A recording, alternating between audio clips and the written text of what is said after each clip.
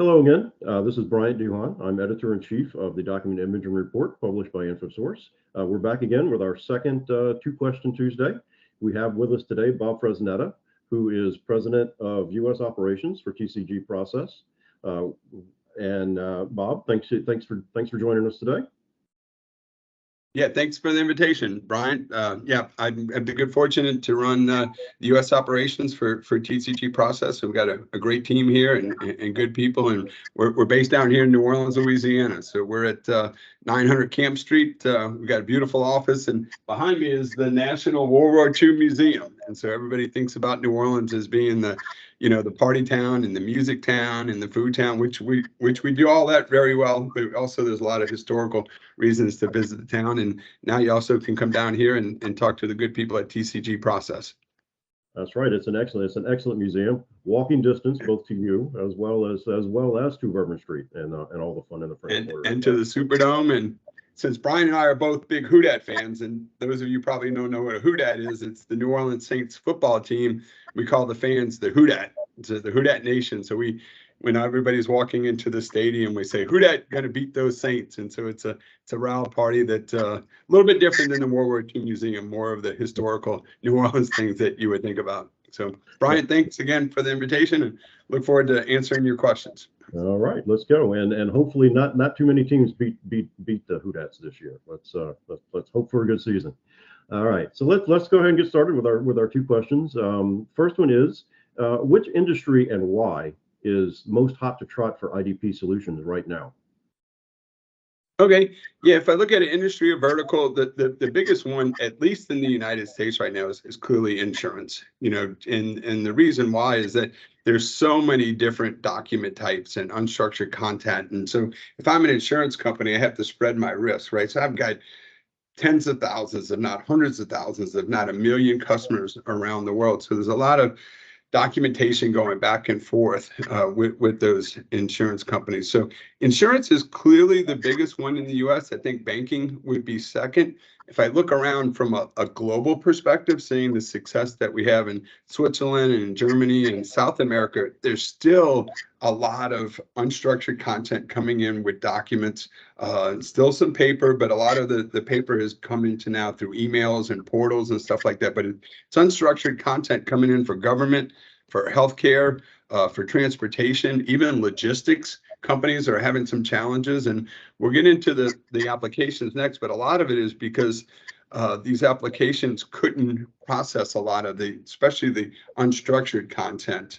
They could do the semi-structured forms and the structured forms, but all this other stuff that was coming in now through AI and ML, it's expanded to be able to handle a lot of the problems that insurance companies and banks face around the world. So insurance, I would say first, banking in the US and around the world, I would say government is still in a lot of these countries, and healthcare along with insurance and banking.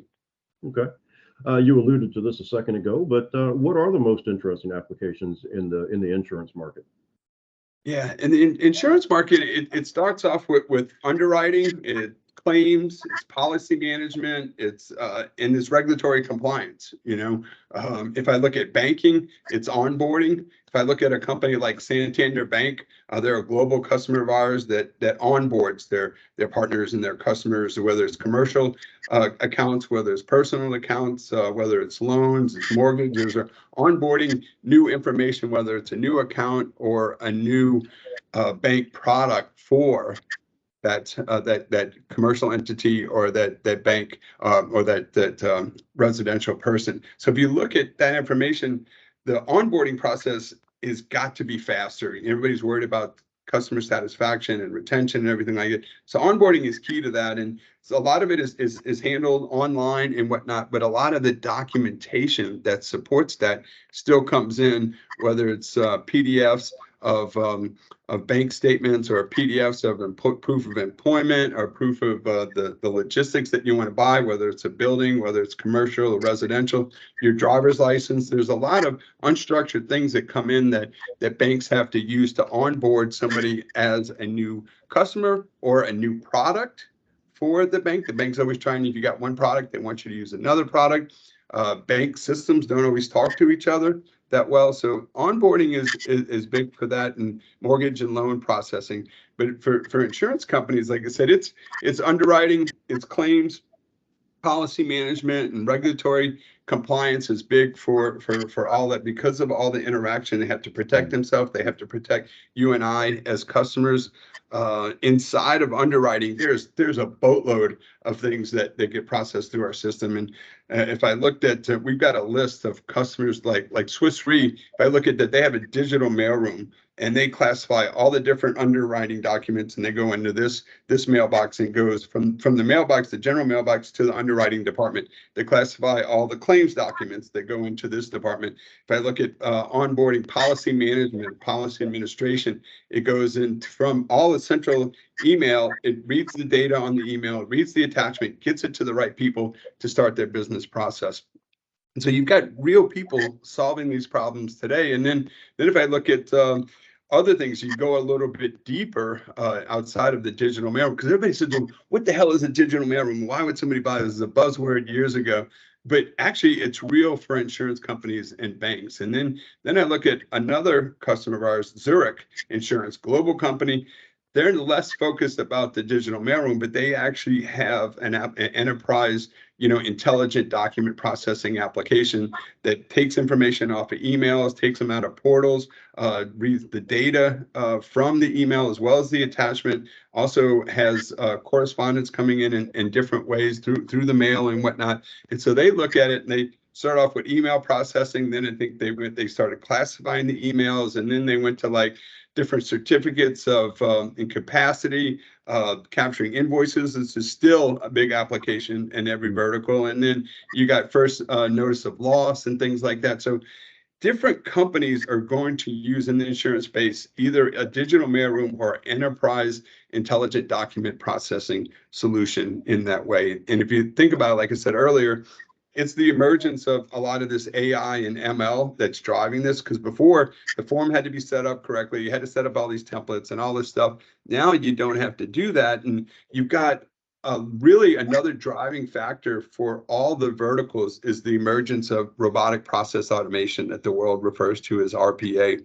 RPA basically drove a lot of the new growth in the IDP or intelligent document space, because RPA had to have real data to do something, and all this unstructured content wasn't able to start the process. And so converting these documents, or referred to as unstructured content, into data, RPA could then take off. And that you had some legacy companies that have been around doing OCR stuff for years, companies like Kofax and Abby, that basically have an impressive install base and stuff like that. They're kind of like fat and happy with their solutions. And then you got the underlying companies with a bunch of venture capital that are coming after them to go after it, and that don't have quite the experience in the market. They've got some cool technologies, they got some people out there with some money, and these guys that have great ideas, but they don't really have the experience. So the market for insurance, banking, and all these verticals it's a bigger market. I talked to Ralph Gammon with your InfoSource group, and he says the amount of groups that him and Harvey used to cover was less than 30 or 40. Now it's in the hundreds, 2, 3, 400 companies. And so we're proud of where we fit in that, because we got a new modern structure done out of Switzerland that we market around the US. But it's a very competitive space. And we like to think that we bring the experience of the technology in a robust market with our knowledge about knowing how to solve it. And we're actually investing in the future for it, because Microsoft's investing in this, which is great for all of our companies. We don't compete with Microsoft. Google's investing, Amazon's investing, and those are going to hurt the SDK market itself, but they're going to provide the process people that are processing the whole information from the unstructured content in a good place. So if I'm an insurance customer, or I'm a bank customer, or government or healthcare, I'm excited about the future of IDP, because you've got some really good companies out there, both the legacy companies, the new companies, and companies like ourselves that fit into a nice niche market that can help them solve their problems with the huge funding of companies like Google, Amazon, and Microsoft that are going to go out and figure out how to read all these damn documents that nobody knew how to read for years, Ryan. And then we'll just handle extraction, the validation, the processing, doing all the rules, all the validations of this is Bob's document. Is it Bob's document and all 4 different pieces? There's Bob's, or is Bob trying to fool the system by putting in his wife's or girlfriend's brother's W-2 in there because they make more money than poor Bob does? So it's an exciting time to be in this market. Thank you, Bob. And as you were speaking, I couldn't help but think it's like there was no excuse for an insurance company to have a bad customer experience right now. They have no excuse. There are plenty of solutions to help them provide a good customer onboarding experience, and not have that nightmare that you have to go through all the time. As always, it's great to have the 2 questions limitation. It's also frustrating to have the 2 questions limitation, but we're gonna call it an interview. Bob, thanks as always. It's always great to talk to you. And WhoDat, right, baby? WhoDat. All right, DIR audience, we love you. God bless. Take care now.